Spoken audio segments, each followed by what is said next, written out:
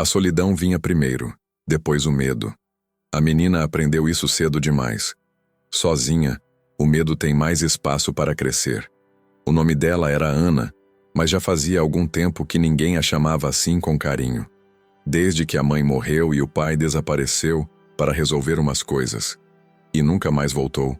O mundo tinha virado uma sequência de portas fechadas, olhares desviados e frases curtas do tipo: "Não posso ficar com você." Por um tempo, Ana ainda tentara seguir o caminho que diziam ser o certo. Assistente social, abrigo, fila para a adoção. Mas o abrigo era frio, barulhento e cheio de adultos cansados demais para perceber quando alguém chorava de medo à noite. As outras crianças brigavam por qualquer coisa: uma blusa melhor, um pedaço de pão maior, um lugar perto da janela. Lá dentro, Ana se sentia ainda mais sozinha do que antes. Então, num fim de tarde chuvoso, ela viu a oportunidade. O portão de ferro aberto, um funcionário distraído fumando do lado de fora, o movimento confuso de chegada de doações. Um passo, 2, 3, e quando perceberam, ela já tinha virado a esquina. Ninguém correu atrás. Ela caminhou sem rumo até a cidade acabar, até as casas ficarem raras, até o asfalto virar estrada estreita cercada de mato e pedras. A única coisa que levava era uma mochila velha com uma troca de roupa, uma garrafa quase vazia de água e um caderno com algumas poucas páginas rabiscadas. Chegou ao mar quando já estava escuro. O vento cortava, frio, carregando o cheiro de sal e tempestade. As ondas batiam forte nas pedras, espirrando água gelada. Não havia praia de areia macia ali, só rochas irregulares e uma faixa estreita de terra batida. Foi então que ela viu o farol. Alto, solitário, um cilindro de concreto manchado se erguendo no fim de uma trilha estreita. A luz no topo estava apagada. Parecia abandonado, esquecido pela cidade, pelos barcos, por todo mundo. As janelas eram retângulos escuros, como olhos cansados. A pintura branca descascava em placas, revelando o cinza áspero por baixo. Ana sentiu um arrepio, não só de frio, mas de algo que não sabia nomear direito. Medo, talvez, ou respeito. Aquele lugar tinha jeito de coisa que guarda histórias demais. Mas também tinha algo importante: paredes, um teto. Um canto onde o vento não a jogaria de um lado para o outro como fazia com as árvores lá fora. Para quem não tem nada, qualquer abrigo basta. A trilha que levava até o farol era estreita e escorregadia. A menina subiu devagar, usando as mãos para se equilibrar nas pedras úmidas. Cada rajada de vento parecia querer empurrá-la de volta, como se a própria noite estivesse dizendo: "Não venha." Ela ignorou. Já tinha ouvido muitos "não venha" na vida. Da família distante que não quis ficar com ela. Da vizinha que disse que não tinha condições. Do abrigo que repetia "não tem vaga", quando o lugar ficava cheio demais. A porta do farol era pesada, de madeira grossa reforçada com metal enferrujado. Estava fechada, mas não trancada. Ana empurrou com o ombro, fazendo força. A madeira gemeu, reclamando, mas cedeu alguns centímetros. O suficiente para ela escorregar para dentro. Lá dentro, o cheiro era de mofo, sal e coisas antigas. Um cheiro de lugar que já tinha sido importante, mas que ninguém visitava há muito tempo. As paredes internas estavam úmidas, o chão coberto de poeira, pedaços de tinta e areia trazida pelo vento. Ana tirou a mochila das costas, colocou no chão e puxou o casaco para mais perto do corpo. O barulho do mar chegava abafado ali dentro, como se viesse de outro mundo. Passou a mão pela parede fria, caminhando devagar para que os olhos se acostumassem à penumbra. Não havia móveis, apenas um canto com restos de caixa de madeira quebrada e uma escada em espiral subindo, estreita, colada à parede. O farol seguia para cima, para um topo que ela não conseguia ver. Por um instante, pensou em subir. Talvez lá em cima fosse mais seco, talvez menos frio. Talvez houvesse ainda alguma coisa da antiga luz. Um vidro, uma estrutura, qualquer coisa. Mas a ideia de se enfiar naquela escada estreita, sem saber o que havia no alto, sozinha no escuro, fez o estômago dela apertar. "Amanhã eu subo." murmurou para si mesma, como se fazer planos fosse uma forma de impedir o medo de entrar. Escolheu um canto, junto à parede oposta da porta, onde o vento entrava menos. Espalhou a blusa extra no chão como se fosse um colchão e se encolheu sobre ela, abraçando os joelhos. A mochila serviu de travesseiro improvisado. Lá fora, o vento assobiava, batendo nas frestas da porta. O farol rangia em alguns pontos, como se as pedras reclamassem do frio, mas continuava firme. Ana respirou fundo, tentando ouvir só o som do próprio peito, esquecendo o resto. Ela estava cansada. O corpo doía. Fazia horas que não comia mais do que um pedaço de pão duro. Mas pela primeira vez em muito tempo, não tinha outras crianças gritando perto, nem funcionários do abrigo suspirando alto, nem barulho de TV velha ligada em volume máximo para abafar brigas. Era só ela e o barulho do mar.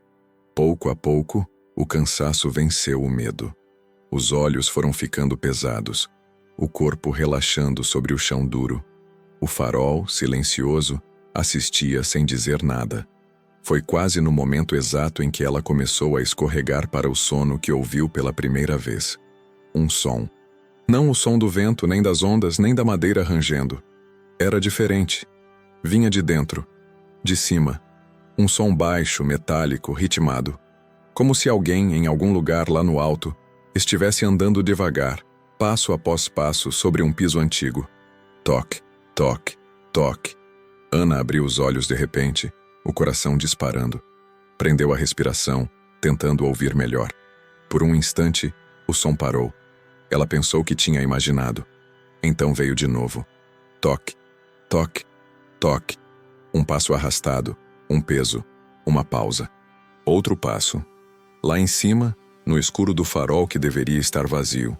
A menina encolheu ainda mais no canto, os dedos apertando o tecido fino da própria blusa. O farol, que minutos antes parecia apenas um abrigo esquecido, de repente não parecia tão vazio assim. E Ana entendeu com uma certeza gelada na nuca que não era a única a estar escondida ali. Tinha alguma coisa, ou alguém, no farol, e aquilo também tinha ouvido o som da porta se abrindo. Ana ficou imóvel, como se o próprio ar tivesse virado pedra dentro do peito. Cada novo toque ecoava pelas paredes internas do farol, subindo e descendo pela escada em espiral, misturando-se ao som distante das ondas. Toque, toque, toque. Não era barulho de coisa solta balançando com o vento. Era cadenciado demais. Tinha pausa, peso, intenção. Parecia passo. Passo de alguém que não estava com pressa, mas também não estava exatamente tranquilo. A menina sentiu por um instante a vontade quase irresistível de levantar, empurrar a porta e correr de volta para a escuridão do lado de fora. Mas lembrava bem o que havia lá fora. Vento cortando, pedras escorregadias, nenhuma luz, nenhum lugar melhor para se encolher. Se eu sair, fico sem nada, murmurou para si mesma, tão baixo que a voz mal saiu. Se eu ficar, pelo menos tenho parede. Tentar pensar de forma lógica ajudava um pouco a organizar o medo. Ela prendeu a respiração outra vez e tentou ouvir além dos passos. Havia também um outro som, mais discreto, como metal raspando em metal. Às vezes um baque leve, como se alguém arrastasse alguma coisa. O farol, lá em cima, não estava morto. Alguém mexia em algo. Um pensamento atravessou a cabeça de Ana. Talvez seja só um velho que cuida do farol.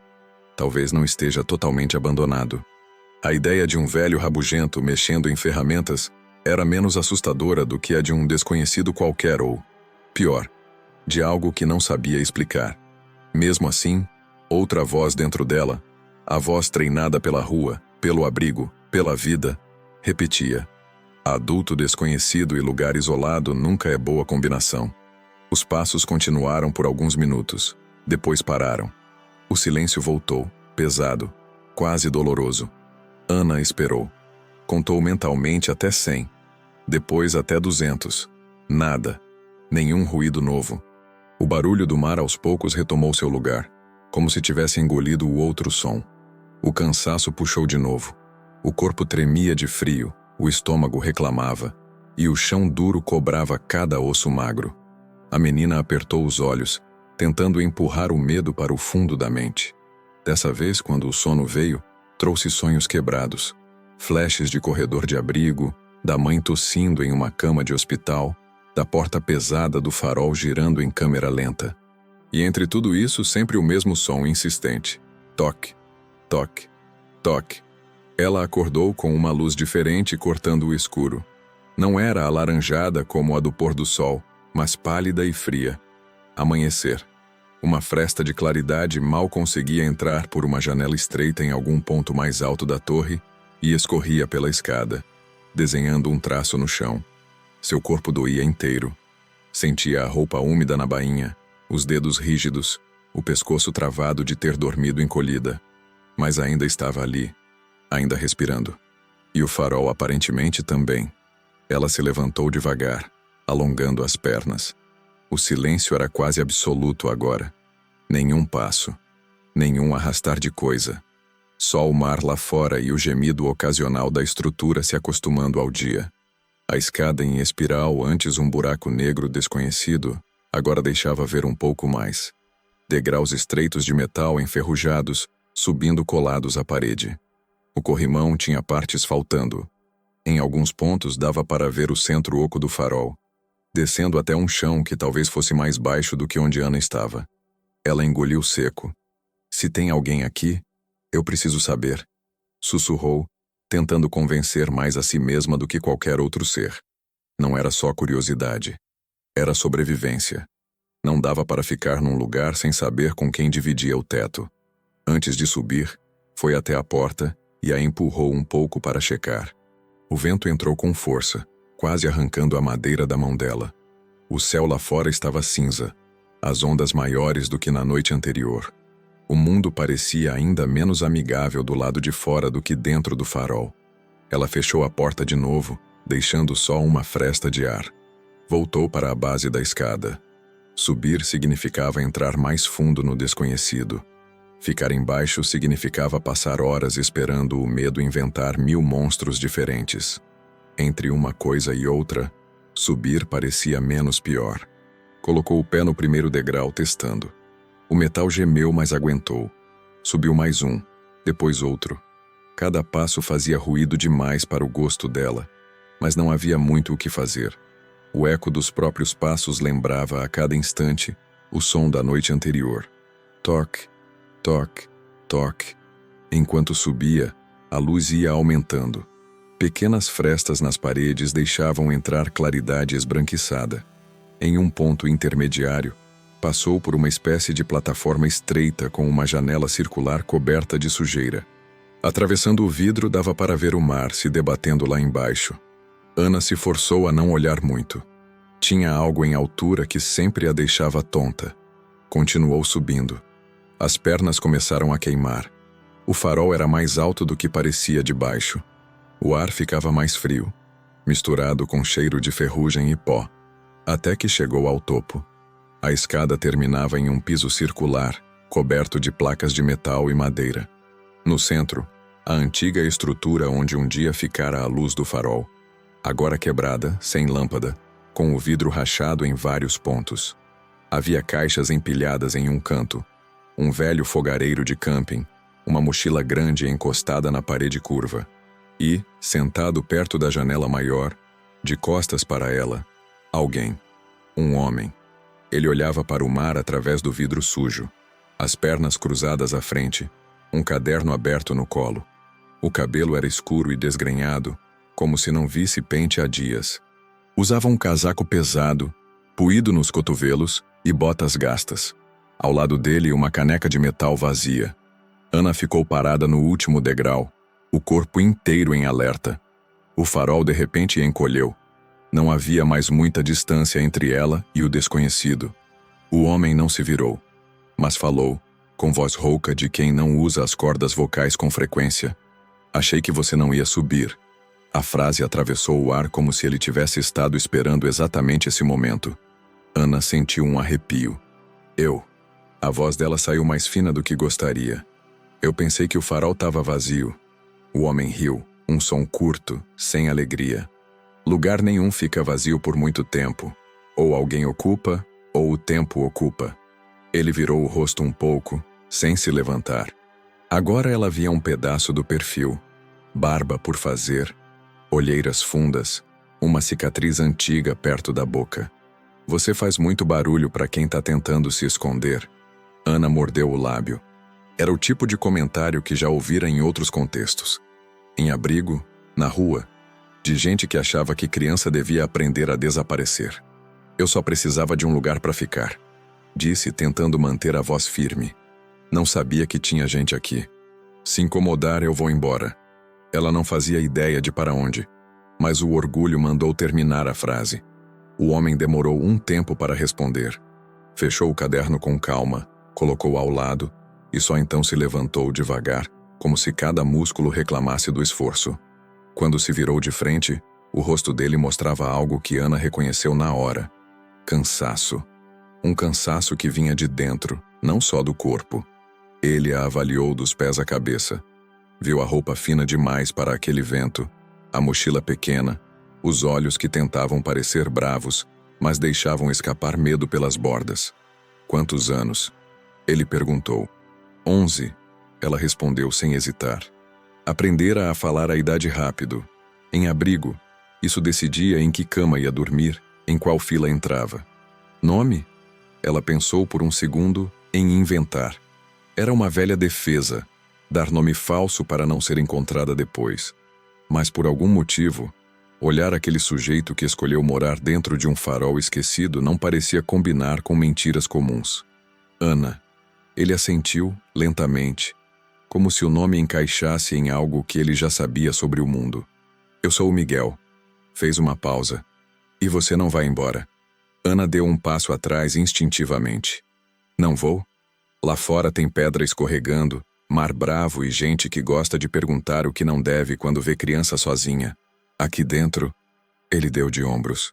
Pelo menos ninguém cai no penhasco sem querer. A forma casual como ele falou sobre penhasco não ajudou muito o coração dela a se acalmar. Você mora aqui faz tempo? Ela arriscou, ainda sem se aproximar. Tempo suficiente para saber de cor o barulho do vento, respondeu. E para perceber quando tem passo a mais na escada. Ou seja, ele sabia que ela tinha subido na noite anterior. Talvez até soubesse que ela ouvira os passos dele. Por que você está num farol abandonado? Ela soltou antes que o medo a calasse. Miguel sorriu de canto. Não era um sorriso feliz, nem abertamente triste. Era aquele tipo de expressão que diz: essa é uma história longa. Pergunta boa. Mas antes, por que você está num farol abandonado? Ela pensou em inventar algo mais bonito. Dizer que estava em aventura, que fugiu só por diversão. Mas estava cansada, exausta de tanto inventar versões de si pra gente que, no fim, não se importava. Porque ninguém me quis, respondeu simples. Nem família, nem abrigo, nem ninguém. Aí sobrou o farol. Miguel a encarou de forma diferente depois disso, como se a resposta tivesse encaixado uma peça que faltava. Então a gente tem uma coisa em comum, murmurou.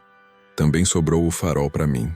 Ele apontou para um canto no topo, onde havia uma pilha de mantas e uma caixa com algumas latas de comida. Pode subir mais, não vou te jogar pela janela. A frase era estranha, mas vinda de alguém que claramente não estava tentando ser simpático, quase soou como tentativa de tranquilizar. Ana subiu o último degrau, ainda com cuidado. O topo do farol tinha cheiro forte de sal e metal oxidado, mas pelo menos era menos úmido que a base. Havia marcas de que alguém vivia ali de verdade. Uma garrafa reaproveitada com água, um par de meias estendidas para secar, um cobertor dobrado. Você tem comida? Ela perguntou mais por necessidade do que por educação. Miguel hesitou. A resposta era visível. Tinha pouca. Umas 3 latas alinhadas, talvez um pacote de biscoito aberto. Nada que desse para 2 por muito tempo. Tenho o suficiente para hoje, respondeu. Amanhã vejo o que faço. Ele abriu uma das latas, feijão enlatado, frio, e empurrou metade em direção a Ana, com uma colher de metal arranhada. Metade para você, metade para mim. Ela pegou com cuidado, como se alguém pudesse mudar de ideia a qualquer momento. O cheiro não era exatamente bom, mas o estômago dela reagiu na hora, apertando de fome. Comeu de forma controlada, tentando não parecer desesperada. Enquanto comiam, o silêncio se alongou, mas não era tão sufocante quanto na noite anterior. Agora havia 2 respirações, 2 presenças dividindo o espaço. Ana olhou para o caderno que ele tinha deixado de lado. A capa estava gasta, com marcas de dedos, e algumas páginas pareciam amassadas como se tivessem sido arrancadas e recolocadas. "Você escreve?" Ela perguntou. Miguel seguiu o olhar dela, depois assentiu. "Anoto coisas que vejo, que lembro, que não quero esquecer, mesmo quando seria mais fácil." "Tipo o quê?" Ele demorou um pouco para responder. Quando falou, não olhava para ela, mas para o mar além da janela. Tipo navio que passa onde não devia passar. Luz que acende em lugar que devia estar apagado. Gente fazendo coisa errada achando que ninguém tá vendo porque esse farol aqui tocou de leve na parede. Dizem que tá morto. Ana franziu a testa. Coisa errada como? Foi a primeira vez que Miguel realmente a olhou como se estivesse decidindo algo importante. Avaliou o tamanho dela, a forma como segurava a colher, os olhos que, apesar de tudo, ainda não tinham desistido. "Talvez você tenha escolhido um farol com mais coisas do que só parede para dormir, Ana", disse por fim. "Esse lugar não tá só esquecido, não. Tem gente contando com esse esquecimento." Ela sentiu o frio subir pela espinha, diferente do vento. "Gente como quem?" Miguel respirou fundo, como quem vai mergulhar em água muito gelada. "Gente que usa a escuridão para trazer o que não devia entrar por aqui", respondeu. "E ontem à noite, quando você chegou, não era só eu que estava ouvindo o passo nesse farol." Ana gelou. "Tinha mais alguém?" Miguel apontou com o queixo para o mar. "Ontem tinha barco onde não devia ter barco. Luz onde não devia ter luz. E coisa entrando por trilha que ninguém vem." Ele estreitou os olhos. "Você escolheu um esconderijo que já era esconderijo de outra coisa." A menina apertou os dedos ao redor da colher. O farol não era apenas abrigo, era ponto de encontro, ou de passagem. E, sem querer, ela tinha se colocado bem no meio daquilo. O feijão frio já tinha acabado, mas o peso das palavras de Miguel continuava ali, mais difícil de engolir do que qualquer comida dura. Ana olhava alternadamente para o homem, para o caderno e para a janela onde o mar se esfregava nas pedras como um animal grande e inquieto. "Esconderijo de quê?" ela perguntou finalmente. Miguel não respondeu de imediato. Fechou a lata vazia, colocou de lado e sentou mais perto da janela, como se precisasse olhar o mar para pensar. "Antes de vir para cá, você já ouviu falar em gente que traz coisa escondida pelo mar?" Ele perguntou. "Coisa que não passa por porto nem por fiscalização." Ana vasculhou as memórias. Tinha ouvido frases soltas em conversas que adultos achavam que criança não entendia. "Coisa entra pelo fundo da baía. Ninguém vê. Dinheiro limpo demais é suspeito." "Já ouvi falar de barco que traz coisa que não pode", disse. Mas ninguém me explicava direito. Miguel assentiu. "Aqui é um lugar perfeito para isso." Apontou com o dedo a linha do horizonte quase fundida com o céu cinza. Longe do porto, longe da cidade. Pedra o suficiente para assustar barco grande e esconder barco pequeno. O farol apagado ajuda mais do que atrapalha. Quem não conhece, desvia. Quem conhece, usa. Usa como? Ela insistiu. Ele respirou fundo. À noite, de vez em quando, um barco se aproxima devagar. Apaga as luzes principais, deixa só uma fraquinha para não bater nas pedras. Para ali, apontou para uma área mais calma entre 2 formações rochosas. E alguém desce em bote. Sobe por uma trilha que quase ninguém sabe que existe. Olhou para Ana. Quase ninguém. Ela engoliu em seco. Involuntariamente, pensou na trilha pela qual tinha chegado no farol. Estreita, escorregadia, meio escondida por mato. Achar aquele caminho no escuro não era coisa de quem vinha pela primeira vez. "E trazem o quê?" A voz de Ana saiu mais baixa do que ela planejava. Miguel inclinou a cabeça pensativo. "Caixotes, mochilas grandes, pacotes. Nunca cheguei tão perto para ver. Mas não é peixe nem ferramenta." Fez uma pausa. "Às vezes tem cheiro de gasolina. Às vezes de remédio forte. Às vezes só de plástico e medo." A última palavra ficou suspensa no ar. "E por que você sabe disso tudo?" Ela perguntou. Fica espionando pela janela? Ele apontou para o caderno ao lado. No começo eu só anotava o que via. Hora, direção, tipo de barco. Mania de quem passou a vida reparando no que ninguém quer ver. Um fio de ironia passou pela boca dele. Depois percebi que não era só coincidência. Sempre os mesmos horários, os mesmos sinais. O farol apagado virou aviso para quem sabe ler. Ana olhou para o caderno como se fosse algo vivo. Páginas e páginas de coisas que ninguém mais sabia. Um mapa da escuridão. E ninguém faz nada? Ela perguntou. Ninguém da cidade vê. A cidade vê o que quer ver. Miguel respondeu. E o que não quer, finge que não existe. Tem gente ganhando com barco que entra escondido. Tem gente que manda olhar para o outro lado. E o resto tá ocupado demais tentando sobreviver. Era um jeito diferente de dizer algo que Ana já sabia. Quem está lutando para comer não tem tempo para investigar mistério de farol. Ela abraçou as pernas, encostando o queixo nos joelhos. Então, ontem à noite, aquele som, não era só eu andando. Ele completou. Eu desci um pedaço quando ouvi a porta. Queria saber se era vento ou coisa pior. Você tinha acabado de entrar quando o bote chegou. Um frio lento subiu pela coluna dela. Eles sabiam que você estava aqui? Ana perguntou. Os do barco? Miguel hesitou, e esse pequeno atraso foi resposta suficiente. Sabem que tem alguém que vê mais do que devia, admitiu. De vez em quando olham para cima, apontam, riem, como se dissessem. Ficou maluco, mas ainda enxerga. Ana franziu a testa. E você não tem medo? Ele deu uma risada curta, sem humor. Medo eu tenho desde muito antes de vir parar aqui. Medo deixa a gente vivo. Mas tem coisa que eu tenho mais medo ainda. Tipo o quê? Miguel encarou o horizonte, os olhos apertados. De passar pela vida fingindo que não tô vendo nada. De saber que tem coisa errada acontecendo e virar o rosto. Fiz isso tempo demais. Ana percebeu que havia história ali escondida atrás das frases curtas. Alguma coisa de antes do farol. Um antes que ele não parecia disposto a abrir tão fácil. Ontem você anotou o que viu? Ela perguntou, apontando com o queixo para o caderno. Anotei. Ele bateu de leve na capa. 3 caixas grandes, 2 homens. Um deles mancando. Barco pequeno, motor fraco. Subiram por uma trilha diferente da sua. Uma que passa mais perto da água. E eles... Ela hesitou. Eles sabem que eu tô aqui agora? Miguel a observou com atenção. Por enquanto não. Falou devagar. Você chegou na hora errada. Mas fez o caminho certo. A trilha que eles usam não passa pela porta de baixo. Apontou para o lado oposto. Tem uma entrada lateral meio escondida na pedra. Por isso escolhi dormir aqui em cima. Ana respirou um pouco melhor. Não muito, mas o suficiente para o peito doer menos. Então, se eu ficar quieta, eles nunca vão saber? Insistiu. Miguel inclinou a cabeça. Você sabe ficar quieta? A pergunta era simples, mas não tinha resposta simples.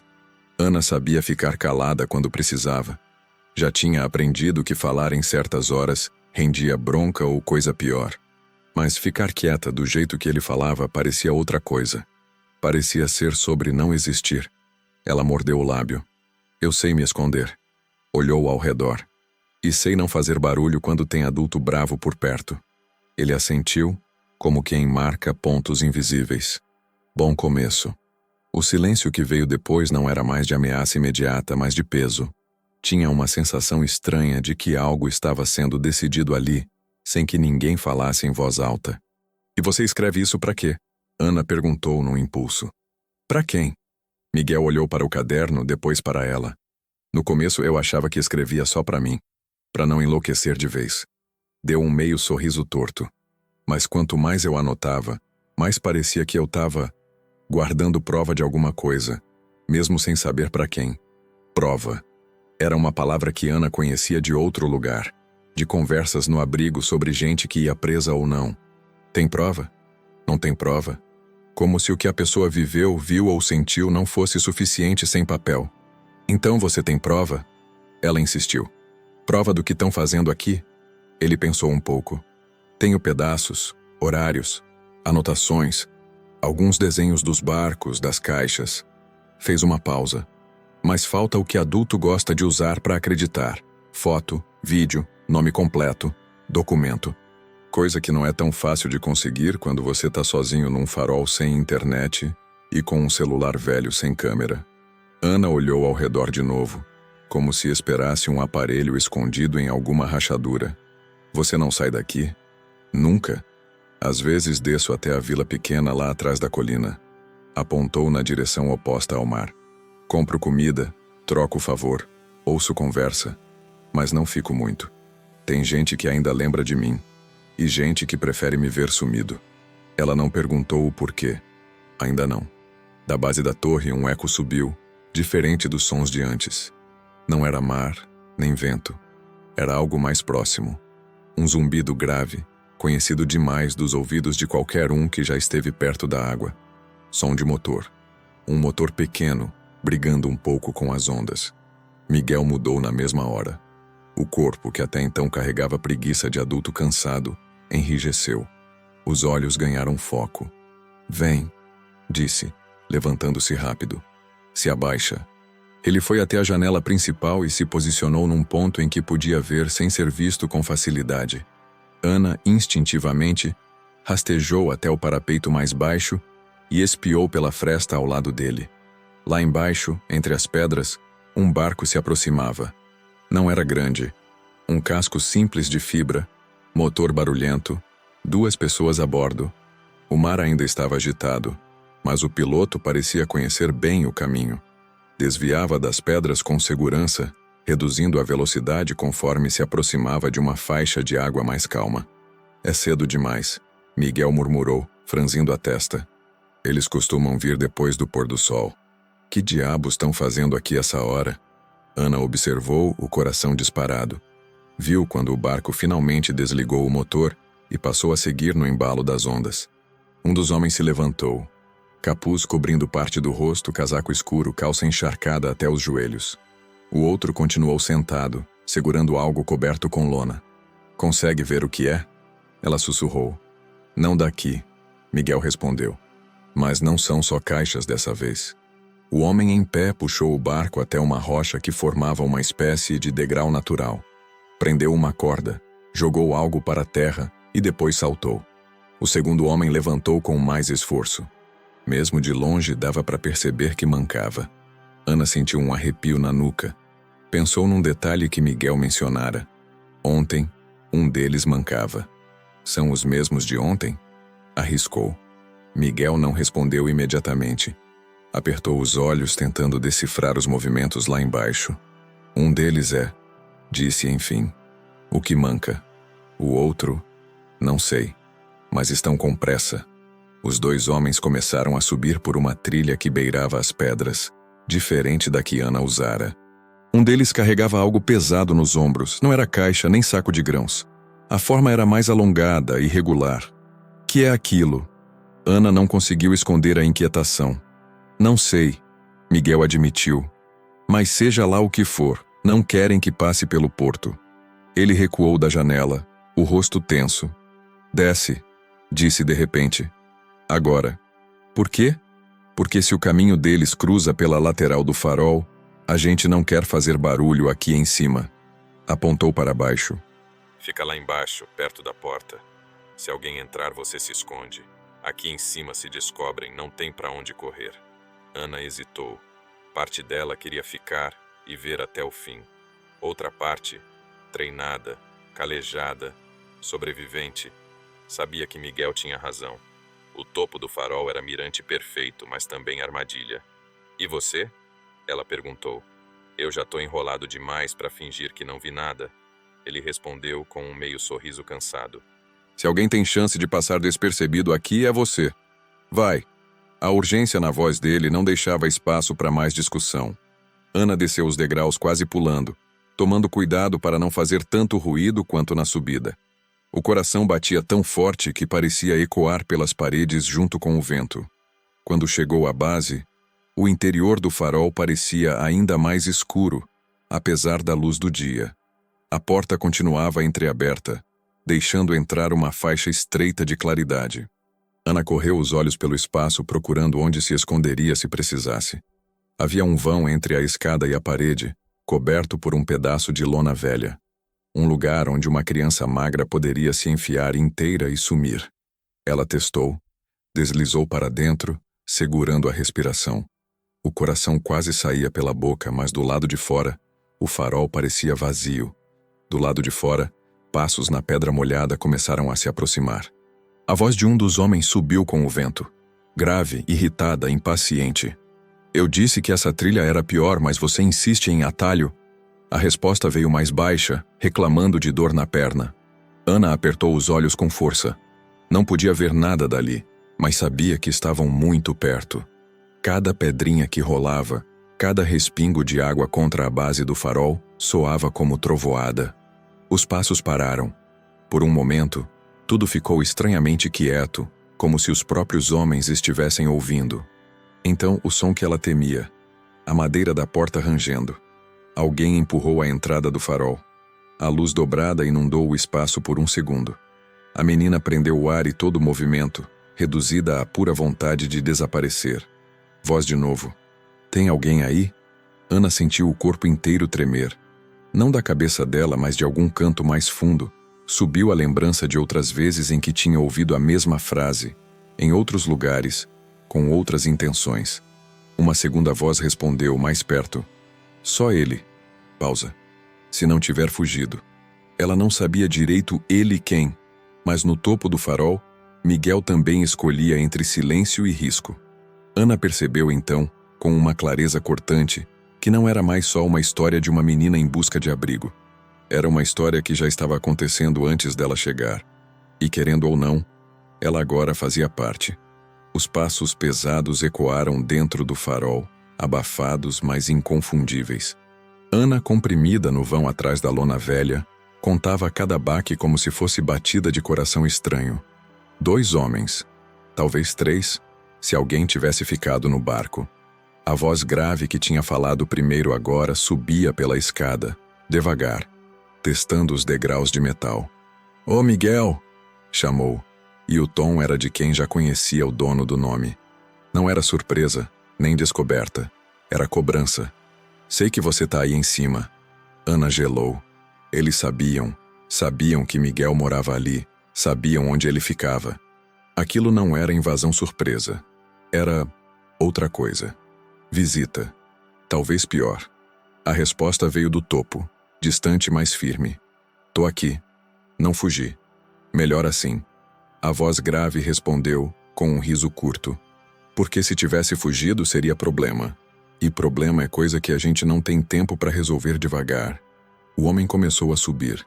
Os passos na escada de metal criavam um ritmo quase musical, mas todo distorcido. Cada som martelava no ouvido de Ana como aviso. Fique imóvel, fique invisível, fique muda. O segundo homem, o que mancava, ficou embaixo por alguns segundos. Ana ouviu o arrastar de algo sendo largado no chão. Algo pesado, que fez um baque surdo. Pela fresta minúscula da lona, ela conseguia ver um pedaço da luz que entrava pela porta. Viu também uma sombra se movendo, projetada contra a parede. O homem deu alguns passos pela base do farol, olhando ao redor, verificando. Ela conseguia ouvir a respiração dele. Pesada, ofegante. Teve a sensação terrível de que, a qualquer segundo, ele ia puxar a lona e vê-la ali, encolhida como bicho em toca. Mas ele não puxou. Cansou de procurar, ou não achou motivo. Deu meia volta e começou a subir também, mancando a cada degrau. Ana esperou até os 2 estarem lá em cima, antes de permitir que o ar saísse devagar dos pulmões. As vozes vinham abafadas pela distância e pelo vento que insistia em assoviar pelas frestas. Combinado era outro Marcão. A voz de Miguel controlada, mas com fio de tensão. Vocês não deviam vir de dia, nem com carga assim. Combinado mudou. A voz grave respondeu, sem pressa. Teve problema na última entrega. Precisava tirar isso do barco antes que viesse fiscalização. Fiscalização nunca vem aqui. Nunca é palavra que não existe mais, Miguel. Pausa. Você sabe disso melhor que ninguém. Ou esqueceu? Houve um silêncio pesado, carregado de coisa não dita. Miguel respirou fundo antes de responder. Eu lembro muito bem.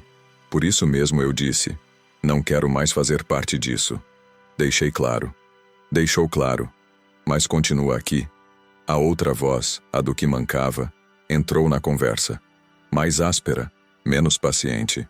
Ocupando o farol que a gente usa. Olhando tudo. Anotando tudo. Pausa afiada. Achou que a gente não sabia do caderninho? Ana arregalou os olhos, invisível lá embaixo. O caderno. Eles sabiam do caderno de Miguel. Sabiam que ele escrevia, registrava, guardava. Miguel não negou. Anoto o que vejo. Não é crime. Depende do que você anota. O primeiro homem devolveu. E para quem pretende mostrar? Outro silêncio. Este mais curto, mais perigoso. Eu não mostrei para ninguém. Miguel disse, e havia verdade ali, mas também cansaço. E não vou mostrar. Só quero ficar aqui quieto, viver, esquecer o resto. Esquecer não é tão fácil quando você tá bem no meio do caminho. A voz grave ganhou peso. Olha, Miguel, eu gosto de você, sempre gostei. Você foi gente boa quando ninguém mais era. Mas isso aqui, ruído de algo sendo arrastado, talvez a carga que tinham trazido. Isso aqui não é brincadeira. Tem gente grande envolvida, gente que não aceita testemunha. Ana mordeu o lábio com tanta força que sentiu gosto de sangue. Cada palavra que subia do topo do farol desenhava um quadro mais claro, mais assustador. Miguel não era só morador, era parte do esquema. Ou tinha sido. E agora estava tentando sair, mas estava preso pela própria presença. Eu não sou testemunha. Miguel insistiu, a voz baixando um tom. Sou fantasma. Ninguém sabe que eu tô aqui. Ninguém se importa. Nós sabemos. E isso já é demais. Pausa. Você tem duas opções. Continua ajudando, quieto, recebendo sua parte, ou a gente resolve isso do jeito que ninguém quer. O que mancava riu. Um som feio, sem graça. Sinceramente, Miguel, acho melhor você aceitar a parte. Comida no prato, dinheiro no bolso e ninguém te incomoda. Ou você prefere virar problema? Houve um som abafado. Talvez Miguel sentando ou encostando em algo. Quando falou de novo, a voz dele saía arrastada, pesada de derrota. Eu não quero dinheiro sujo. Todo dinheiro é sujo, cara. O primeiro homem, Marcão, falou com um cinismo quase entediado. A diferença é que uns lavam melhor que outros. Passos. Olha, a gente não vai ficar discutindo filosofia. Você vai continuar de olho aqui. Vai avisar se vier gente estranha. E vai guardar o que a gente deixar quando precisar. Simples. Como sempre foi. Não é simples, Miguel respondeu. Mas a voz dele já não tinha tanta força. É sim. Marcão bateu em algo. Talvez no ombro de Miguel. E antes que você pense em fazer besteira, o caderninho não vai te proteger. Se aparecer com ele em qualquer lugar, a gente sabe antes de você abrir a boca. Tem olho em delegacia, em jornal, em rádio comunitária. Tudo vigiado. Então guarda de recordação, mas não use. Silêncio longo. Sufocante. Então o segundo homem falou. Bom, deixamos a carga aqui no canto. Alguém pega de noite. Você finge que não viu nada, como sempre. O tom mudou. Ficou mais ameaçador. E se aparecer criança fuçando, cachorro solto ou qualquer merda estranha por aqui, você resolve. Porque se a gente tiver que voltar para resolver, não vai ser conversa. O estômago de Ana despencou. Criança fuçando. Ela. Eles não sabiam que ela estava ali, ainda, mas já estavam avisando. Qualquer coisa fora do lugar, qualquer presença extra, seria problema. E problema se resolvia do jeito deles. Os passos começaram a descer. Ana se comprimiu ainda mais no vão. Cada músculo tenso, cada batida do coração tão alta que parecia impossível que não ouvissem. Os dois homens passaram pela base do farol, arrastando algo menor agora. Talvez parte da carga que não coube lá em cima. Um deles resmungou sobre peso. O outro mandou calar a boca. A porta rangeu de novo ao se abrir. A claridade invadiu o espaço. Depois, diminuiu conforme saíram. Ana esperou. Esperou até ouvir os passos se afastando pelas pedras. Esperou até o som do motor do barco voltar a rosnar distante. Esperou até o silêncio voltar, pesado e incompleto.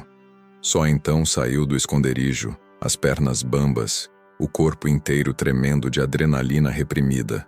Subiu a escada com cuidado, devagar, sem fazer barulho. Quando chegou ao topo, viu Miguel sentado no mesmo lugar de antes, o rosto enterrado nas mãos. O caderno estava no chão, ao lado. A carga, 2 fardos grandes envoltos em plástico grosso, cheirando a químico e algo mais forte, estava empilhada no canto oposto. Eles foram embora, ela disse, baixinho. Miguel ergueu o rosto. Parecia 10 anos mais velho do que o potencial explosivo do conteúdo e estava amplificando. Perguntou, mas já sabia a resposta, mas sua voz não soava aliviada. Soava assustada. Ele passou a mão no rosto. Não tem mais volta. Lá fora, o carro preto continuava parado. Então agora você sabe. Rafael se levantou com esforço. Eu não sou herói escondido no farol da janela. Sou... Quando viu o carro, procurou a palavra. Sua respiração ficou mais rápida. Alguém que tentou sair, mas não conseguiu ir longe o suficiente. Ele recuou instintivamente. Ana sentou-se perto dele, mantendo distância respeitosa, mas não deixando-o sozinho. A mão já buscando o facão improvisado que tinha trazido do refúgio. Miguel hesitou, depois assentiu. Trabalhava. Não com coisa pesada, não com violência. Eu era olheiro. Avisava quando polícia vinha, quando fiscalização se mexia, quando tinha brecha. Engoliu seco. Achei que era só trabalho. Dinheiro fácil, ninguém se machucava. Mas aí, parou, a voz falhando. Aí eu vi coisa que não devia. E entendi que não era só trabalho. Era crime. Grande. Com gente morrendo do outro lado da cadeia. Ele olhou para as mãos como se estivessem sujas de algo que sabão não tirava. Tentei sair. Eles disseram que eu sabia demais, que não podia simplesmente ir embora. Então eu fugi para cá, pro farol. Pensei, lugar esquecido, ninguém vai me procurar. Mas, deu um riso amargo. Acabei fugindo pro lugar que eles mesmos usam. Que ironia, né? Ana processou tudo devagar. E o caderno? Era minha forma de resistir. Ele pegou o caderno do chão, acariciou a capa gasta. Anotar tudo, guardar prova. Caso um dia eu tivesse coragem de entregar. Olhou para ela. Mas coragem não apareceu. E agora eles sabem que eu tenho isso. Então virou arma apontada para mim, não para eles. Ana olhou para os fardos no canto. O que tem ali? Não sei ao certo, nunca abro. Mas pelo cheiro, drogas talvez. Ou contrabando de remédio controlado. Coisa que entra sem nota, sem imposto, sem rastro. Ele esfregou o rosto. E eu tô aqui, segurando isso até eles buscarem. Como sempre. Mas você não quer segurar. Ela disse. Não era pergunta. Não. Mas não tenho escolha. Todo mundo tem escolha. Ana devolveu, a voz mais firme do que esperava. Você mesmo disse. Medo deixa a gente vivo. Mas tem coisa que dá mais medo. Miguel a encarou surpreso com a profundidade da frase vinda de alguém tão jovem. Você tem 11 anos, ele disse quase rindo. Como você sabe disso? Porque eu escolhi fugir do abrigo. Ela respondeu. Podia ter ficado. Era mais seguro. Tinha comida, teto, mas também tinha adulto batendo, criança roubando, e todo dia alguém dizendo que eu não servia para nada. Olhou para ele. Então escolhi a rua. Escolhi o risco, porque pelo menos era escolha minha. Ele ficou quieto por um tempo longo, apenas olhando para ela como se estivesse vendo alguém pela primeira vez. Você é corajosa, disse finalmente. Não sou. Ela corrigiu. Só sou cansada de ter medo calada. O silêncio que veio depois era diferente dos outros. Não era só peso ou ameaça. Era cumplicidade. 2 sobreviventes reconhecendo um no outro a mesma ferida. Eles disseram que vão buscar de noite. Ana lembrou. Quanto tempo a gente tem? Miguel olhou pela janela. O sol ainda estava alto, lutando com as nuvens. Umas 6, 7 horas. Talvez menos. Tempo suficiente para fazer alguma coisa. Ela disse. Tipo o quê? Ana não tinha resposta pronta. Mas alguma coisa dentro dela. A mesma coisa que a fez fugir, que a fez subir no farol, que a fez ouvir escondida. Dizia que ficar parado era pior do que tentar. A gente tem o caderno. Ela começou. A gente sabe quando eles vêm. A gente sabe o que tem aqui. Olhou para Miguel. Alguém tem que saber disso. Alguém de verdade. Não polícia corrupta, não gente que eles controlam, mas alguém. Quem? Miguel perguntou sem esperança. Ana pensou. Lembrou de conversas no abrigo, de gente que aparecia às vezes para verificar as crianças. Assistente social, advogado, gente de ONG. Nem todos eram ruins. Alguns realmente tentavam. Tem advogado de criança, ela disse.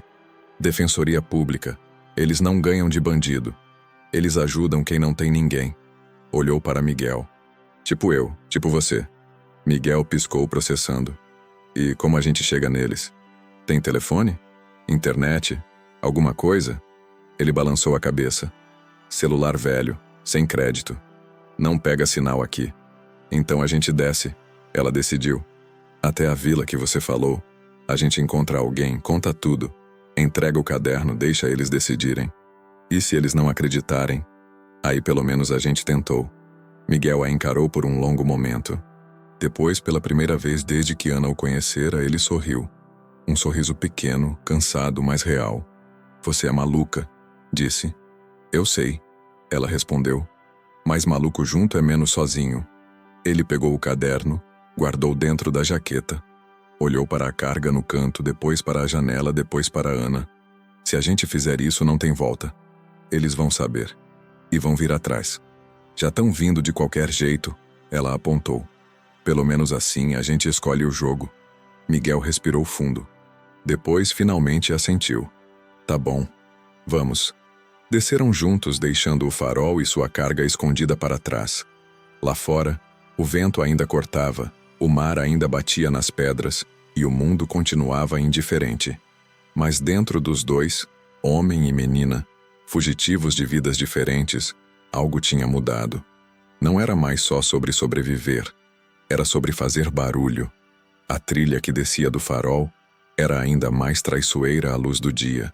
Com o vento empurrando e as pedras molhadas de maresia, cada passo exigia atenção. Miguel ia na frente conhecendo os pontos onde o chão cedia, onde a vegetação escondia buracos. Ana seguia logo atrás, a mochila nas costas, o coração ainda acelerado da decisão que tinham acabado de tomar. Nenhum dos dois falava muito.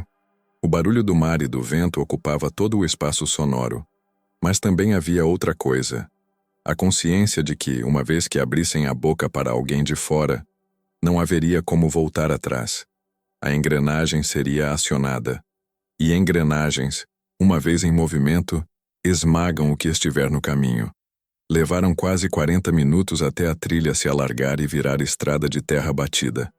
Mais alguns minutos, e começaram a surgir as primeiras casas. Construções simples, a maioria de alvenaria sem reboco, telhados de telha ou zinco, cercas improvisadas. Algumas galinhas ciscavam soltas. Um cachorro velho levantou a cabeça, olhou para os dois e voltou a dormir desinteressado. A vila tinha nome que aparecia numa placa desbotada pregada num poste torto. Praia do Esquecimento. Irônico demais para ser coincidência. Onde fica o telefone público? Ana perguntou, olhando ao redor. Não tem mais, Miguel respondeu. Tiraram faz uns 2 anos. Mas tem uma venda ali na frente, a dona Cida deixa usar o telefone fixo dela se a pessoa pagar uma moeda. Caminharam até a venda. Um cômodo na frente de uma casa pintada de azul desbotado, com prateleiras improvisadas cheias de produtos básicos. Arroz, feijão, óleo, sabão, algumas latas enferrujadas de sardinha. Atrás do balcão, uma mulher de uns 60 anos, cabelos brancos presos em coque, olhos atentos e desconfiados.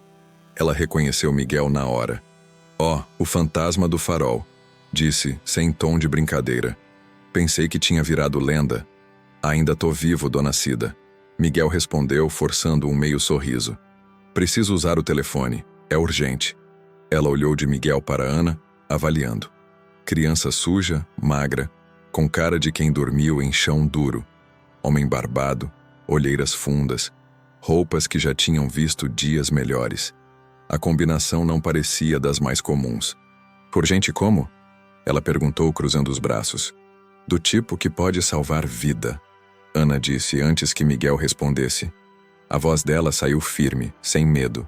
"A gente precisa ligar para a Defensoria Pública, ou polícia, ou alguém que não seja daqui." Dona Cida estreitou os olhos. "Polícia?" Olhou para Miguel. Que diabos você aprontou, rapaz?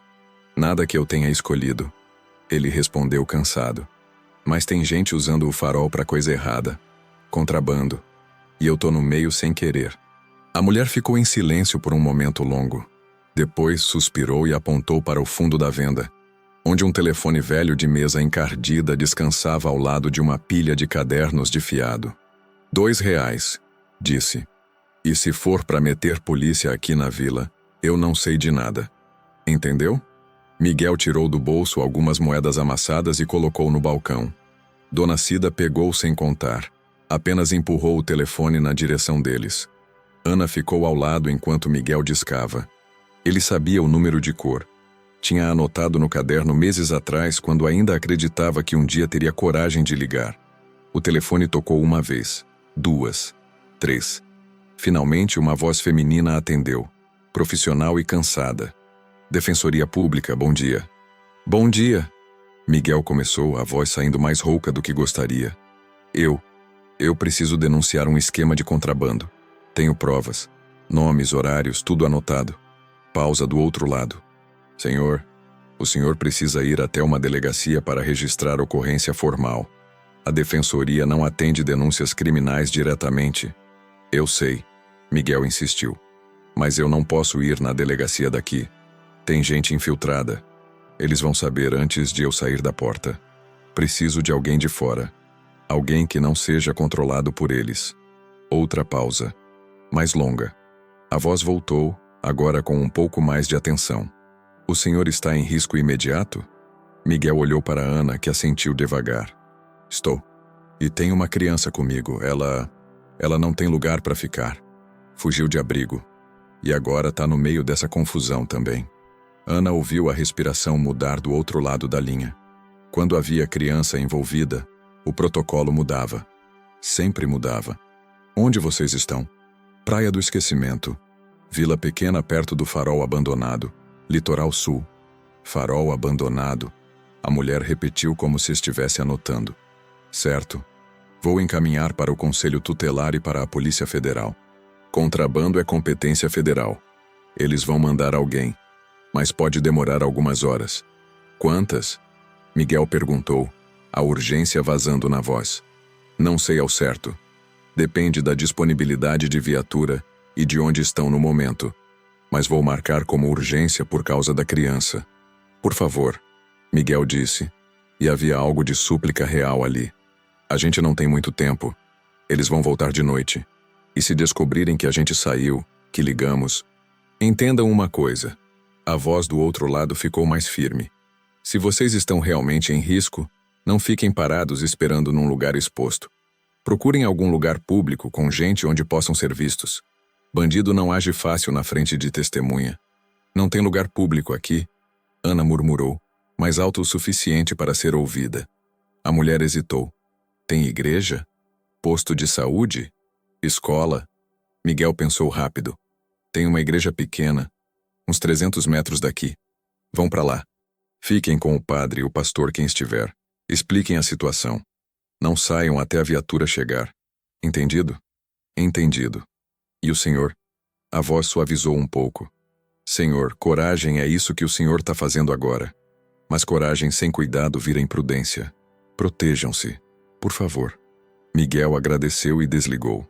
Ficou parado por um segundo, segurando o fone como se ainda pudesse ouvir a voz do outro lado garantindo que tudo ia dar certo. E agora? Ana perguntou. Igreja, ele disse. Vamos. Dona Cida, que tinha ouvido pedaços da conversa, não disse nada. Apenas empurrou uma garrafa de água e 2 pães para o lado deles. Leva. Quando Miguel tentou pagar, ela balançou a cabeça. Já pagou. Agora some daqui antes que alguém veja vocês e faça pergunta. Eles saíram rápido, caminhando pela estrada de terra. A igreja era pequena, de alvenaria simples, pintada de branco com detalhes azuis desbotados. A porta de madeira estava entreaberta. Não havia missa naquele horário, mas dentro, uma mulher de meia-idade limpava os bancos com pano úmido. Miguel bateu de leve na porta antes de entrar. Com licença. A mulher se virou sobressaltada. Quando viu os dois, homem sujo, criança mais suja ainda, Franziu a testa, mas não com hostilidade, mas com preocupação. Posso ajudar? A gente precisa ficar aqui por algumas horas, Miguel disse direto. Estamos esperando a polícia e não é seguro lá fora. A mulher largou o pano aproximando-se. Vocês estão em perigo? Sim. Ana respondeu antes que Miguel suavizasse. A gente denunciou gente ruim. E eles vão ficar bravos quando descobrirem. A mulher olhou de um para o outro, depois para a porta, depois para o crucifixo simples pendurado atrás do altar improvisado. Sentem, disse apontando para os bancos da frente. Vou trancar a porta e vou ligar para o padre. Ele vai querer saber. Eles sentaram. O interior da igreja era fresco, silencioso, com cheiro de cera e madeira velha. Pela primeira vez em horas, Ana sentiu o corpo relaxar um pouco. Não completamente. O medo ainda estava lá, enrolado no estômago como cobra pronta para dar o bote. Mas pelo menos temporariamente havia paredes, portas, e alguém que parecia disposto a não entregar eles na primeira ameaça.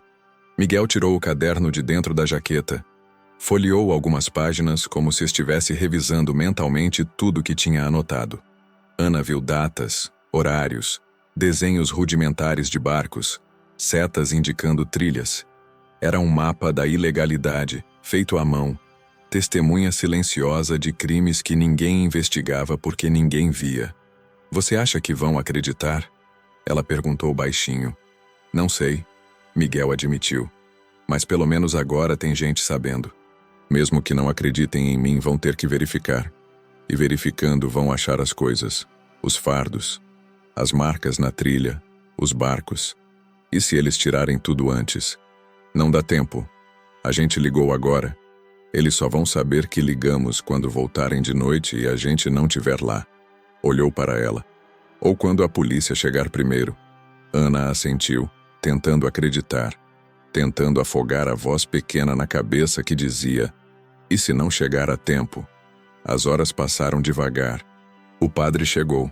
Um homem de uns 50 anos, calvo, óculos de armação fina, expressão de quem já viu muita miséria e ainda assim escolhe tentar. Ouviu a história, não interrompeu, não duvidou em voz alta.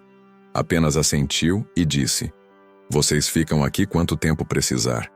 Ninguém tira ninguém de igreja. Não enquanto eu tiver voz. Trouxe sopa quente, pão, suco de caixa. Comeram devagar, em silêncio, enquanto o sol ia descendo lá fora, pintando o céu de laranja e roxo. O mar, mesmo longe, ainda mandava seu som de fundo, constante, indiferente. Foi quase no fim da tarde que ouviram o som de motor. Não de barco, de carro. O padre foi até a janela, espiou pela fresta. Viatura, disse. Federal. 2. Miguel e Ana se levantaram ao mesmo tempo, o alívio misturado com o nervosismo. Era real. Tinha funcionado. Alguém tinha vindo. Saíram da igreja acompanhados pelo padre. 2 viaturas pretas estavam estacionadas na frente com a marcação da Polícia Federal. 4 agentes desceram. 2 homens, 2 mulheres, todos armados, todos com expressão de quem levava aquilo a sério. Um dos homens, de uns 40 anos, cabelo grisalho cortado curto, se aproximou. Miguel? Perguntou. Sou eu. E a menina? Ana. A agente mulher mais jovem agachou-se na frente de Ana, o rosto tentando ser gentil, mas sem exagerar. Oi, Ana. Meu nome é Carla. Você tá bem? Ana assentiu. Muda. Não sabia se estava bem. Não sabia o que bem significava naquele contexto. O agente mais velho, que se apresentou como delegado Tavares, olhou para Miguel. Você disse no telefone que tem provas. Cadê? Miguel tirou o caderno de dentro da jaqueta e entregou. Tavares folheou rapidamente, os olhos percorrendo as anotações, os desenhos, as datas. A expressão dele mudou, de ceticismo inicial para atenção real. Isso aqui é ouro, murmurou. Se for verdade, isso aqui derruba meia dúzia. É verdade, Miguel garantiu. Cada palavra. E tem carga lá no farol agora? A agente Carla perguntou. Tem. 2 fardos grandes, plástico grosso, cheiro químico. Deixaram de manhã. Tavares olhou para os outros agentes. Vamos precisar de reforço. E de mandado, tecnicamente, mas... Fez uma pausa. Flagrante de contrabando dispensa mandado. Se a carga tá lá, é flagrante. Virou-se para Miguel e Ana. Vocês vão ter que ir com a gente, mostrar o caminho, identificar o local. Depois a gente tira vocês de circulação até isso esfriar. Tirar de circulação como? Ana perguntou desconfiada. Proteção. Abrigo temporário. Longe daqui. Carla sorriu de leve. Não é cadeia, é cuidado. Prometo. Ana olhou para Miguel, que assentiu devagar. A gente vai, ele disse. E foi assim que, enquanto o sol terminava de descer e a noite começava a subir do mar, 2 viaturas da Polícia Federal seguiram em direção ao farol esquecido, levando junto um homem que tentava consertar os erros do passado e uma menina que tinha aprendido, cedo demais, que ninguém conserta nada sozinho. Lá no farol, os fardos esperavam, silenciosos, sem saber que sua existência tinha acabado de virar prova em investigação federal. E em algum lugar do mar, um barco se preparava para voltar, sem saber que dessa vez haveria recepção diferente. A engrenagem tinha começado a girar, e dessa vez ia esmagar quem merecia. A noite caía rápido sobre o litoral, como sempre caía naquela época do ano, sem aviso, engolindo a luz em questão de minutos. As viaturas seguiram devagar pela estrada de terra, faróis apagados conforme se aproximavam do farol. Não queriam dar aviso. Não queriam que alguém visse de longe e fugisse antes da hora. Miguel ia no banco de trás de uma das viaturas, ao lado de Ana. Nenhum dos dois falava. O silêncio era denso, carregado de antecipação e medo misturados. A agente Carla, no banco da frente, virou-se de vez em quando para verificar se estavam bem. Ana apenas olhava pela janela, vendo o mundo escurecer, pensando em como, 24 horas atrás, ela era apenas uma menina fugindo de abrigo. Agora, era testemunha. Parte de operação policial. Peça em tabuleiro que não sabia jogar. As viaturas pararam a uns 200 metros do início da trilha que levava ao farol. Os agentes desceram em silêncio, checando armas, rádios, lanternas. O delegado Tavares chamou Miguel e Ana para perto. Vocês ficam aqui, disse, firme, mas sem grosseria. Com a Carla. A gente sobe, verifica a carga, monta a operação. Se tiver alguém lá, a gente prende. Se não tiver, a gente espera. Mas vocês não sobem. Entendido? Entendido. Miguel respondeu. Ana apenas assentiu, mas algo dentro dela, aquela parte teimosa que a fizera fugir, que a fizera subir no farol, que a fizera ficar quando podia ter ido embora, queria ver, queria saber o fim, queria testemunhar o momento em que tudo que tinham arriscado se transformava em resultado real. Os 3 agentes subiram pela trilha, lanternas apagadas, movendo-se com a precisão de quem fez aquilo muitas vezes. Carla ficou perto da viatura com Miguel e Ana, rádio na mão, ouvindo o retorno. Equipe 1 chegando na base do farol. Cópia. Prossigam. Silêncio tenso. Apenas o som do mar lá embaixo e o vento cortando entre as pedras. Então, a voz crepitou de novo no rádio. Carga confirmada. 2 fardos em embalagem plástica sem identificação. Cheiro compatível com substância controlada. Preparando coleta de amostra. Carla olhou para Miguel e Ana. Acharam? Disse. E havia algo de alívio genuíno na voz dela. Vocês estavam certos. Miguel soltou o ar que nem sabia que estava segurando. Ana sentiu as pernas bambas, como se só agora o corpo permitisse sentir o medo que tinha reprimido o dia inteiro. E agora? Ela perguntou. Agora a gente espera. Carla respondeu. Se eles vierem buscar, como vocês disseram, a gente pega em flagrante. Se não vierem, a gente recolhe a carga, lacra como prova e abre investigação formal. Eles vêm, Miguel garantiu. Sempre vêm. E vieram. Quase 2 horas depois, quando a noite já estava fechada e o frio começava a morder, o som de motor de barco ecoou na escuridão. Não era alto. Motor pequeno, abafado, tentando ser discreto. Mas na quietude daquele lugar esquecido, qualquer som carregava longe. Carla acionou o rádio imediatamente. Equipe 1, barco se aproximando. Confirmem posição. Estamos prontos. Visual confirmado. 2 indivíduos no barco, aguardando o desembarque. Ana sentiu o coração disparar. Miguel cerrou os punhos, os olhos fixos na direção do mar, mesmo sem conseguir ver nada na escuridão. Minutos se arrastaram como horas. Então, a voz no rádio. Indivíduos desembarcando, subindo pela trilha lateral. Armados. Repetindo. Armados. Aguardando chegada ao farol. Carla colocou a mão na arma presa ao coldre, instintivamente. Mas não sacou. Não ainda. Chegaram ao topo, entrando no farol, tocando na carga. Vamos. O som que veio depois foi de movimento rápido, vozes altas, ordens sendo gritadas. Polícia Federal! Mãos na cabeça, no chão! Agora! Sons confusos. Um grito. Algo caindo. Passos correndo. Equipe 2, indivíduo fugindo pela lateral. Interceptem. Mais barulho. Depois, silêncio. 2 detidos. Arma apreendida. Carga apreendida. Operação concluída. Carla soltou o ar, aliviada. Olhou para Miguel e Ana. Pegamos. Não foi vitória estrondosa com música de fundo. Foi alívio silencioso, do tipo que vem quando algo que podia dar muito errado finalmente dá certo. Os agentes desceram meia hora depois, trazendo 2 homens algemados. Marcão, o de voz grave, e o que mancava. Ambos com expressões de raiva contida, olhando para Miguel com ódio puro quando passaram perto da viatura. Você tá morto, Miguel. Marcão cuspiu as palavras.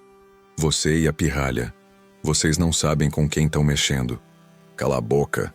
Tavares empurrou o homem para dentro da outra viatura. Guarda as ameaças pro interrogatório. Lá você vai ter muito tempo para falar. Depois que os presos foram embarcados e levados, Tavares voltou até Miguel e Ana. Heroína, disse, sem rodeios. Os fardos. Heroína pura, provavelmente vinda da Bolívia, entrando por aqui para distribuição interna. Tem valor de rua na casa dos milhões. Olhou para os 2. Vocês acabaram de desmantelar uma rota importante e provavelmente salvaram algumas centenas de vidas que seriam destruídas por essa droga. Miguel balançou a cabeça quase incrédulo. Eu só queria sair dessa. E você saiu, Tavares disse. Do jeito mais difícil, mas saiu. Agora a gente cuida do resto. Investigação vai subir. Tem gente grande envolvida como você deve imaginar. Fiscal corrupto, talvez político. Mas a gente chega lá.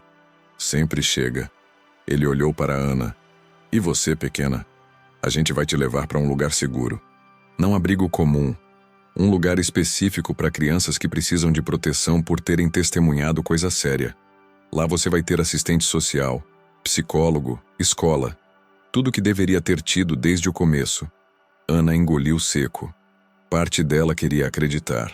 Outra parte, a parte calejada pela decepção, sabia que promessas de adulto nem sempre viravam realidade. E o Miguel? Ela perguntou. Ele vai para proteção de testemunha. Programa federal. Nova identidade, novo lugar, recomeço. Tavares olhou para Miguel. Não vai ser luxo, mas vai ser seguro. E vai ser longe daqui. Miguel assentiu, processando. Recomeço. A palavra soava estranha, quase impossível, mas também cheia de algo que ele não sentia fazia tempo. Esperança. 3 meses depois, Ana estava sentada na cadeira de plástico da sala de espera, balançando as pernas que não alcançavam o chão.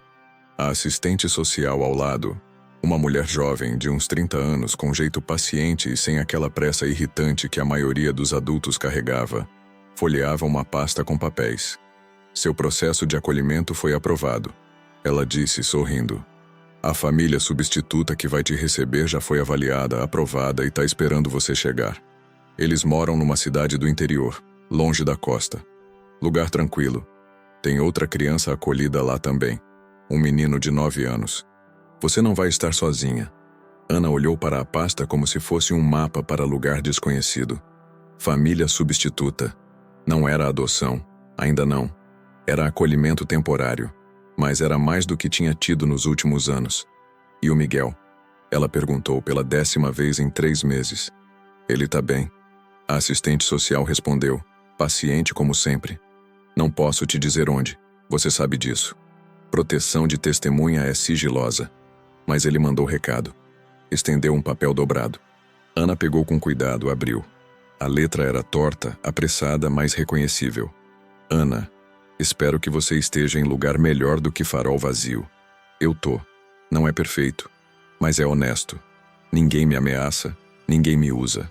Trabalho de dia, durmo de noite e às vezes até esqueço de ter medo. Você me lembrou que coragem não é não ter medo. É ter medo e fazer mesmo assim. Obrigado por isso. Cuida de você. E lembra, o mundo é cheio de farol apagado, mas também tem gente que ainda acende luz. Você é uma delas, Miguel. Ana dobrou o papel de novo, devagar, e guardou no bolso da calça nova, doada, mas nova para ela. Sentiu algo quente apertando no peito, mas não era ruim. Era diferente. Era reconhecimento. De que alguém via ela. De que alguém lembrava. Vamos? A assistente social perguntou, levantando-se. Ana assentiu. Pegou a mochila pequena, a mesma de sempre, agora com algumas roupas extras dentro, e seguiu. Do lado de fora, um carro esperava. Não viatura, carro comum. E dentro, um casal. Homem e mulher de meia idade, sorrindo nervosos, acenando. Ana não sorriu de volta. Ainda não. Sorrir exigia confiança, e confiança era coisa que ela ainda estava aprendendo a reconstruir. Mas entrou no carro. E enquanto eles dirigiam para longe da cidade, para longe do litoral, para longe de faróis esquecidos e segredos escondidos no escuro, Ana olhou pela janela e pensou em tudo que tinha acontecido. Pensou em como tinha fugido de abrigo achando que não havia nada pior. Pensou em como tinha encontrado farol achando que havia apenas paredes. Pensou em como tinha encontrado Miguel. E juntos tinham encontrado coragem que nenhum dos dois sabia ter sozinho. E pensou, pela primeira vez, que talvez histórias não precisassem ter final perfeito para valerem a pena. Às vezes bastava ter final honesto. Final onde você ainda estava respirando, ainda tentando, ainda acreditando que dava para ser diferente. 6 meses depois, o jornal local publicou uma pequena nota na página policial, quase escondida entre anúncios de mercado e propaganda de loja. Operação Farol Apagado resulta em condenação de 12 envolvidos em esquema de tráfico internacional. Rota de heroína que operava há anos no litoral sul foi desmantelada. Investigação continua para identificar financiadores e receptadores. Em uma cidade do interior, longe de tudo aquilo, Ana recortou a notícia com cuidado e colou no caderno que a família substituta tinha dado de presente. Não era o caderno de Miguel, mas era dela. E nele ela tinha começado a escrever sua própria história. Não a história que os outros contavam sobre ela. Menina abandonada, coitadinha, vítima. Mas a história real. A que incluía medo, fuga, farol, coragem, escolhas. A história de alguém que, mesmo sendo pequena, mesmo sendo esquecida, mesmo sendo invisível para os olhos do mundo, tinha feito diferença. E isso, descobriu Ana enquanto escrevia, era o tipo de coisa que ninguém podia apagar. Nem farol sem luz, nem mar bravo, nem adulto que achava que criança não importava. Porque ela importava, e sempre tinha importado. Só precisava de alguém, mesmo que fosse ela mesma, para finalmente enxergar isso. Se essa história te tocou, deixe seu like. Compartilhe com alguém que precisa ouvir que coragem existe mesmo nos lugares mais improváveis. E se inscreva no canal. Porque enquanto houver crianças esquecidas, faróis apagados e segredos escondidos no escuro, haverá histórias que precisam ser contadas. E talvez contando-as a gente acenda algumas luzes.